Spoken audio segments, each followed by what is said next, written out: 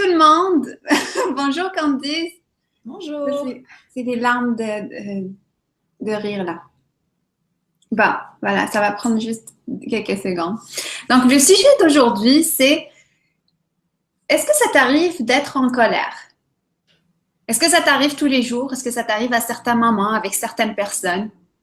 Ou lorsqu'il y a des situations voilà, qui t'énervent? Alors, qu'est-ce qui te met en colère et quand est-ce que tu te mets vraiment en colère comme ça?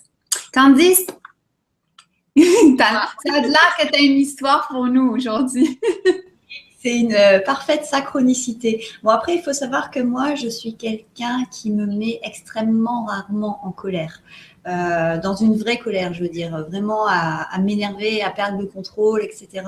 Ça m'arrive excessivement rarement. D'ailleurs, dans ma vie, je pense que je peux les compter sur les doigts d'une main, les fois où je me suis mis en colère. Ça m'arrive de m'énerver, de m'agacer, d'avoir un coup de « oh, ça m'énerve », mais une vraie colère, c'est extrêmement rare. Mais par contre, le jour où ça arrive, je pense que tout mon entourage, toutes les personnes qui sont autour de moi ont intérêt de partir très vite et très loin. Tu vois, l'ouragan Irma, c'est moi. Voilà, donc c'est un peu le côté, on va dire, le pendant, c'est-à-dire que ça arrive très, très, très rarement, mais le jour où ça arrive, c'est l'explosion, quoi. Et hier, je me suis mis en colère, justement. Et en fait, ça fait un moment que ça monte, hein, déjà. C'est pas la première histoire que j'entends depuis maintenant 15 jours, hein, à peu près, 15 jours, 3 semaines. Ce qui me met en colère en ce moment, c'est justement nous qui sommes dans le coaching, dans les cartes, dans les tirages, ou alors on va généraliser la médiumnité, etc. On fait des consultations. Et on se fait payer pour ça. Et jusque-là, tout va bien. Moi, ça ne me pose pas de problème. Je trouve que on travaille, donc on est payé pour. Mais ce qui m'agace prodigieusement, ce sont les personnes qui profitent de la faiblesse, de la naïveté ou du désespoir des gens. Et j'ai eu des exemples qu'on m'a rapportés à différents moments de personnes qui ont dit tu as le mauvais œil sur tu as le mauvais œil sur ta maison, sur ton travail, sur telle ou telle chose. Et pour cela, je vais te donner une recette magique qui va coûter un bras, un foie ou un rein, mais ça va te permettre de nettoyer cette mauvaise énergie. Et je trouve que c'est d'une malhonnêteté, mais incroyable, et ça m'énerve. Et hier, j'ai eu le cas, mais là, je crois que ça a été la goutte d'eau qui a fait déborder le vase. J'ai une amie qui est venue me voir et qui fait de temps en temps des consultations à droite à gauche quand elle a un problème. Donc, c'est pas quelqu'un qui est addict, c'est vraiment très occasionnel. Et elle a été consulter justement quelqu'un, bon, c'est tout, elle a fait son truc. Elle l'a jamais recontacté, cette personne. Et hier, elle a reçu un message de cette personne qui lui a dit « Oh, je me suis penchée sur votre cas et j'ai vu plein de choses. Je vous envoie le message. Vous n'êtes pas obligé de l'ouvrir, mais si vous voulez avoir vos réponses, il vous suffit de sortir votre carte bleue et puis d'ouvrir le message payant. » Et j'ai trouvé ça, mais ça m'a… Franchement, ça m'a pris les nerfs, quoi. Et je me suis dit, la nana, elle demande rien à personne. Elle n'a pas été chercher un contact, elle n'a demandé aucune réponse, elle est tranquille dans son coin, personne, elle embête personne, et on vient vers elle en lui disant « Tiens, paye, sors ta carte bleue, histoire de voir des choses que j'ai vues alors que tu m'as rien demandé. » Et je trouve que c'est d'une malhonnêteté, mais incroyable. Et ça, la malhonnêteté, c'est quelque chose qui me met très en colère, d'une manière générale. Hein. Mais là, ça a été tellement des cas répétitifs ces derniers temps que j'ai entendu que quand j'ai vu le thème en me disant « Es-tu en colère ?» je me suis dit c'est peut-être parce qu'il faut que j'en parle, en fait, justement. Et je pense que on peut payer pour un service à partir du moment où on le décide nous, mais qu'on n'a pas à nous imposer ce genre de truc. En plus de ça, je trouve que c'est vraiment profiter des autres. Et en plus, moi qui combats justement le côté addiction, parce que par exemple, si on prend la voyance, ça peut être quelque chose qui peut être très addictif, tout comme les jeux d'argent, tout comme les médicaments ou ce genre de choses. Et moi, je combats ça justement en disant aux gens qui me consultent, une fois par mois maximum, c'est largement suffisant. Vous n'avez pas besoin de venir tout le temps, sauf si c'est des choses différentes. Mais ça m'agace, ça m'énerve énormément en fait. Voilà. Et là, Il y a les cornes qui commencent à sortir. Là, vraiment, Ouais. et je tremble tellement, ça me met en colère. J'ai une réaction, c'est physique, quoi. C'est vraiment une. Mais bon, voilà, le message est passé. Et toi? Ben, c'est drôle que tu me parles de ça parce que j'ai vécu ça hier. C'est vraiment, j'ai vécu ça hier. Parce que, tu sais, moi déjà dans la vie, là, il n'y a pas tant de choses qui m'énervent, mais j'ai appris à m'énerver à petite dose et ne pas garder tout en moi. Parce que j'ai remarqué que quand je garde le tout, ben, je tombe malade. Fait que ce que je fais, c'est vraiment, quand il y a quelque chose qui m'énerve, ben, j'en parle, puis j'essaye de voir qu'est-ce qui va m'arranger. Et justement, tu sais, je travaille beaucoup avec les gens. Je reçois beaucoup de clients ici à la maison parce que j'ai mon bureau ici, mais j'ai aussi un autre bureau à Montréal. Donc, je reçois toutes sortes de personnes, tu sais, de différentes visions, de différents... Et parmi ceux que je reçois, il y a beaucoup aussi, tu sais, tu parles de cette dépendance-là, tu sais, c'est comme s'accrocher à toi pour essayer de trouver les réponses ou essayer de trouver leur pouvoir. Mais tu sais, c'est pour ça que c'est important quand je leur dis, tu sais, moi, je vous accompagne. Je fais pas les choses pour vous. Je vous accompagne. Par contre, c'est pas tout le monde, c'est pas toutes les thérapeutes qui sont comme ça. Ouais. Et hier, justement, j'ai reçu un soin d'une personne, elle s'appelle Lydie Flowling. J'ai présenté ses cartes, là, elle a fait des cartes sur les fleurs. Puis elle est vraiment, pour moi, là, ses traitements, ça fonctionne. Sa vision, ça me correspond parce que, justement, ce qui m'énerve, justement, dans ce domaine, c'est qu'il y a la vision unique. Tu sais, quand il y a certaines personnes qui croient dur comme fer à leurs choses, ils ont des croyances, puis c'est bien beau, là, c'est correct. Mais là où ça fait problème, là, c'est quand ils essaient de te l'imposer. Et c'est ce qui, tu sais, c'est ce cas-là, je pense que qui est vraiment problématique dans notre domaine de développement personnel. Moi, je crois à ma force, je crois à mon pouvoir, et je sais que si j'ai un travail à faire, je vais le faire. Puis si j'ai besoin de quelqu'un d'autre, ben, je vais voir quelqu'un qui correspond à mes énergies puis à ma vision. Je me laisse pas avoir par la peur parce que et les gens, il y a certains gens qui profitent de ça. Et ça m'énerve. Ça m'énerve. Il y a aussi une autre chose qui m'énerve. Et ça, là, ça m'énerve, là, mais ça m'énerve. C'est des gens qui profitent de la bonté. C'est-à-dire que moi, tu sais, moi, quand je travaille avec des gens, quand je suis à l'aise, là, je pense que tu m'as vu pour les vidéos, tu sais, je les regarde, tu sais, on les fait, je sais que tu fais le montage, je te donne des textes, puis c'est déjà envoyé, tu sais, je les revois pas. Je les mets directement, tu sais, sur YouTube parce que, tu sais, c'est un travail de confiance, puis, tu sais, je donne, puis l'autre personne donne, il y a comme un bel échange. Mais il y a avec certaines personnes, c'est pas le cas. Puis, tu sais, tu leur donnes juste la main, là, ils te prennent tout, là. Et ils sont pas capables de s'arrêter. Et ça vient me chercher parce que, tu sais, il faut que je le dise. Puis quand je le dis, pour l'autre personne, elle s'y attend pas parce que je me suis dit déjà dès le début qu'elle va comprendre, mais elle comprend pas. Fait que ça, là, tu sais, ça m'énerve, ce genre de comportement. C'est pas nécessairement les personnes qui m'énervent parce que je crois que toute personne, comment ils agissent, là, ils agissent parce qu'il y a des motivations, il y a des... tu sais, on a parlé des brèches, il y a des failles dans leurs âmes qui les amènent à agir de certaines façons. Mais moi, j'ai du mal avec ça. J'ai du mal avec ça. J'ai du mal avec la malhonnêteté, avec la lâcheté. La lâcheté.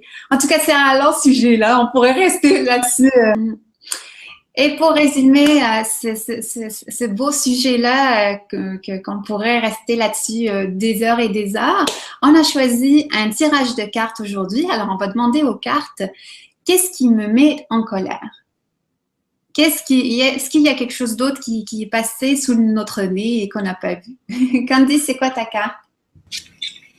Eh bien, ma carte, c'est le 5 de bâton. Oh! Alors, le 5 de bâton, qu'est-ce qui me met en colère? C'est intéressant cette carte parce que du coup, là... Ça, c'est un truc, je sais, j'ai trouvé les pourquoi, ce qui me met en colère. Alors, en fait, sur cette carte, on voit trois dames qui sont en train de danser et une qui est un petit peu en train de compter fleurette avec son prétendant, là.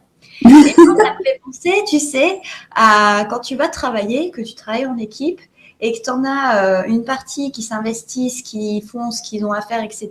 Et puis, tu as toujours une personne qui en fait moins ou qui dit, bon, c'est pas grave, de toute façon, les autres vont le faire. Et qui parle beaucoup en même temps, tu sais. Voilà. Et puis, en fait, finalement, cette personne, cette tierce personne, elle est là et puis elle se dit, bon, de toute façon, c'est pas grave, le travail sera fait. Parce qu'il y aura toujours un naïf à côté qui va prendre en charge, quoi. Et ça, c'est vrai que ça m'énerve. Ça a tendance à me frustrer un peu de dire, à un moment donné, il va bouger ou non, ou il va juste récolter en fait les fruits de ton travail. Ouais, je comprends. Et toi?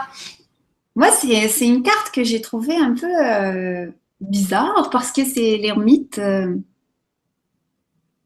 Alors, moi, la première chose que j'ai vue, c'est que c'est pas de lien, ça n'a pas de lien avec le sens de l'ermite dans le tarot, mais moi, ce que j'ai vu, c'est la personne qui a comme le visage caché. Et ça, là, c'est un peu ce que j'ai dit tantôt, tu sais, c'est comme, je sais pas si j'en ai parlé de ça, mais c'est comme les personnes qui ont des intentions cachées ou qui dévoilent pas vraiment leurs intentions, qui dévoilent pas la vérité, qui montrent, tu sais, comme un autre visage d'eux-mêmes. Ça vient me chercher. Ça vient me chercher beaucoup. Mais il y a aussi une autre chose que ce personnage m'indique, c'est que j'aime pas quand les gens. Déjà, j'aime pas regarder les gens d'en haut, ni qu'on me regarde d'en haut. Ça, j'aime pas. J'aime pas que, tu sais, comme lui, il regarde le petit oiseau, et l'oiseau le regarde, tu sais, d'un certain côté. Et ça, c'est vraiment une chose qui vient me chercher parce que c'est comme en quelque sorte l'autre personne s'octroie le droit d'être supérieur ou inférieur. Il y en a qui se donnent ce rôle-là d'être inférieur. Et moi, je n'aime pas ça. Ça vient me chercher aussi. Ouais. Voilà pour cette carte. Il y a une action aujourd'hui pour nous accompagner dans ce challenge. Candice, présente-nous ce que tu as préparé. Alors, on a fait des étirements, on a fait du renforcement musculaire, on a fait de la gym, on va continuer dans le côté action vraiment, hein, on va continuer sur la lancée. Aujourd'hui, je vous propose d'aller courir. Alors, pas de panique, on ne panique pas, ce n'est pas compliqué, ce n'est pas difficile. Je ne vous impose pas d'aller courir un marathon, non. Mais, par contre, prendre ses baskets et se dire, bah tiens, je vais aller marcher. Voilà, pendant 5-10 minutes. Et puis, je vais courir un tout petit peu, pas énormément, peut-être 1 minute, peut-être 2 minutes, et s'arrêter. Puis remarcher, puis peut-être courir 1 minute ou 2 minutes. Mais courir, ça déclenche beaucoup de sensations, en fait. Et une fois qu'on a fini, alors c'est sûr que c'est fatigant, mais on se sent bien. Après, je sais que tout le monde n'a pas les capacités physiques, problèmes de santé ou autres, pour courir. Donc, dans ces cas-là, faites une marche rapide, voire avec les bâtons ou je ne sais pas trop quoi. Mais c'est vrai que courir, pour ceux qui aiment bien en plus faire du sport, ça peut être intéressant d'aller courir 5-10 km. Mais c'est vrai que pour les gens aussi qui ont cette appréhension de... c'est vrai qu'on a tous, quand on se met à courir, le côté cours d'école, la course qu'on faisait quand on était au collège ou au lycée. Mais il faut savoir que quand on fait de la course par soi-même, c'est pas du tout la même chose en fait. Parce qu'on y va à notre rythme, on le fait parce que ça nous fait du bien, etc. Et moi, en fait, ce qui m'intéresse en fait de courir, c'est qu'à la fin, quand on a fini, on se sent tellement bien que c'est une sensation indescriptible. Donc voilà, ça c'est mon action du jour. Vous allez soit courir, soit marcher, mais vite. Hein, c'est pas on se promène, on est tranquille. Non, c'est une marche rapide, hein, on y va. Après, si vous n'avez pas le temps dans votre journée, ça peut être aussi simplement quand vous êtes, par exemple, si vous allez jusqu'à votre voiture, ou si vous allez manger à midi, etc., plutôt que d'y aller tranquillou, on y va. Voilà, vraiment, on se dépense, on se bouge et ça fait du bien. Voilà. Et toi, Wassima? Moi, j'ai eu le goût de profiter de l'ermite qui est sorti et de vous inviter à être seul dans une pièce Et comme a fait Candice au début de la vidéo, danser la colère, c'est-à-dire vraiment la danser avec le visage. C'est comme vous avez envie de frapper la personne, vous avez envie. Alors on prend les mains puis on imagine que cette personne-là, avec humour là, pas sérieux là, mais avec humour. Donc c'est vraiment de danser cette colère-là avec le visage méchant quand vous êtes vraiment énervé. Essayez plein d'affaires avec votre visage, avec votre corps aussi en dansant cette colère-là. Alors, sur ce, oui. Quand je vais, justement, quand il y a des moments où je commence à être vraiment en colère et que je sens que ça monte et que c'est en train de bouillonner comme une cocotte minute, tu sais que ça va exploser, ben, je vais courir. Mais pas courir parce que je veux faire un temps ou parce que je veux faire une distance, mais je vais courir en pensant à tout ce qui m'énerve et toute la colère que j'ai. Et en fait, cette colère-là, je m'en sers pour courir, justement. Je me dis, allez, cours, mets tout dedans. Et puis, je suis comme ça. Et machin. Mais vraiment, mais et ben après, tu te sens bien parce que tu es libéré, tu vois. Fait qu'on espère que ces exercices-là vous feront du bien aujourd'hui, mais aussi en même temps vous faire rire. Et on vous dit à demain!